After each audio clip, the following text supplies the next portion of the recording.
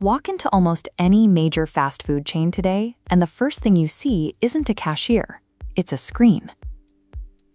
Over the last 5 years, self-service technology has accelerated from a niche experiment to the dominant point of entry in the modern restaurant. The financial logic is clear. Kiosks serve as a high-capacity ordering channel, clearing front-of-house queues by processing transactions faster than manual entry allows. This chart illustrates the steep year-over-year revenue growth of kiosk channels compared to traditional counter sales. For chains like Shake Shack, this interface is now their most profitable channel. Over at Yum Brands, KFC saw a 40% increase in kiosk sales year-over-year. This profit surge is driven by two distinct factors: higher average check sizes through automated upselling prompts, and optimized labor utilization for leaner shifts. To force adoption and secure these margins, major operators are redesigning the physical store layout. They are deliberately restricting standard payment options to funnel guests exclusively through digital pathways. While this strategy buffers companies against ongoing labor shortages, the financial success of the kiosk is triggering a dangerous operational overcorrection across the industry. It is called the ghost counter. You walk up to the traditional register, but it is completely dark. There is no cashier, just a printed "Order Here" sign pointing you back to a row of machines. This setup is the result of a flawed spreadsheet logic, the one-to-one labor replacement theory. Operators assume that installing a machine equals cleanly subtracting a human headcount, effectively eliminating the front-of-house payroll. But there is a massive operational difference between offering automated technology as a convenient option and enforcing it as a strict mandate. When a rigid technological mandate collides with a customer-specific edge case need, it creates what industry analysts call digital friction. The ghost counter takes these edge case guests and forces them into a single, highly restrictive service pathway that they physically or practically cannot navigate. Treating a touchscreen as a total human replacement doesn't just save on hourly wages. It creates a silent, compounding revenue leak that is expertly disguised as brilliant labor optimization. The first demographic stranded by this kiosk-only mandate is the cash payer. To understand the scale of this demographic, we have to look past the claims that physical money is dead and examine the macroeconomic tracking data. According to the 2024 Diary of Consumer Payment Choice, consumers still rely on cash for 16% of all their transactions. That metric has remained stable year over year. This cash reliance is not distributed evenly. It is heavily concentrated in low-income households and among individuals aged 55 and older, who still use cash for nearly a quarter of their payments. The operational consequence is absolute. By abandoning the staffed counter, operators are systematically rejecting hard currency and the demographics that hold it. The second stranded demographic is the guest with a complex order. Severe dietary restrictions, unique allergy inquiries, and massive bulk modifications break the standard logic of a kiosk user interface. A machine programmed for efficiency cannot answer a nuanced question about cross-contamination. This is what makes the ghost counter so fragile. It is a system engineered for highly predictable transactions, which means it instantly fails the moment it is faced with a novel human need.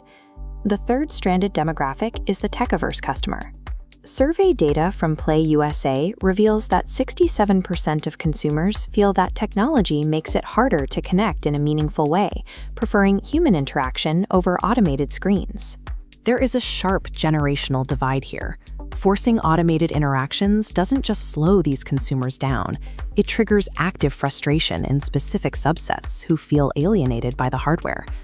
But the final and legally most critical stranded demographic is the accessibility-dependent guest. Specific vision impairments, mobility limitations that restrict physical reach, and cognitive differences render flat glass touchscreens completely unusable. The lack of a human fallback converts a minor technological hurdle into a hard operational barrier, ending the transaction for anyone who cannot use the screen. Forcing these specific demographics to navigate an unstaffed counter represents a failure of hospitality. It takes the burden of service and shifts it squarely onto the guest. The immediate, untracked financial consequence of the ghost counter is the abandoned ticket. Customers who cannot use the machine simply turn around and walk out. These walkouts directly degrade brand reputation. They cement a consumer perception that the restaurant prioritizes its own profit margins over basic customer care. But beyond reputational damage, the ghost counter introduces severe legal exposure, as demonstrated by the Ninth Circuit's class action ruling against LabCorp over self-service kiosks. The court specifically found that the complete inaccessibility of a self-service kiosk for a blind individual constitutes a direct denial of effective communication. Under Department of Justice standards, prompt employee assistance is legally required the moment these automated systems fail a user. An unstaffed counter removes this legal failsafe. Instead of protecting the business, it weaponizes the inaccessible kiosk against the operator. The legal costs and settlement fees associated with a Title III ADA lawsuit can mathematically erase years of the marginal labor savings gained by cutting a cashier. The solution is not to revert to the past. The operational pivot required here is the hybrid staffing model. Removing profitable kiosks is the wrong answer. The solution is fixing the staffing model surrounding them. This blueprint illustrates how distinct traffic flows can be split between a high-volume kiosk bank and a staffed counter. It starts with data-driven scheduling. By auditing counter traffic patterns, operators can pinpoint exactly when edge case friction occurs, staffing the register only during verified high-demand dayparts. The second strategy is flexible positioning. Staff do not need to stand idle at a register. Instead, they must be cross-trained to pivot instantly from the prep line the moment a customer requires human assistance. Hybrid staffing is the only model that captures the revenue of the kiosk without sacrificing the transactions that require human intervention. To make this entire hybrid model function, physical hardware upgrades are absolutely required, starting with the kiosk interface itself. Kiosks must integrate digital summon cues, like help buttons that alert headset-wearing staff that a user is stranded and needs immediate intervention. Above the counter, operators need digital signage that assures guests that human help is available and watching.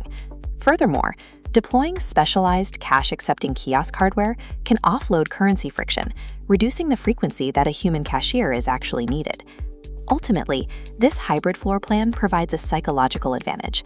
Giving customers a visible choice reduces their friction and purchasing anxiety. Technology should be deployed to expand the menu of service options, not narrow them. Preserving the human element alongside the digital one protects the revenue that rigid automation risks leaving on the floor.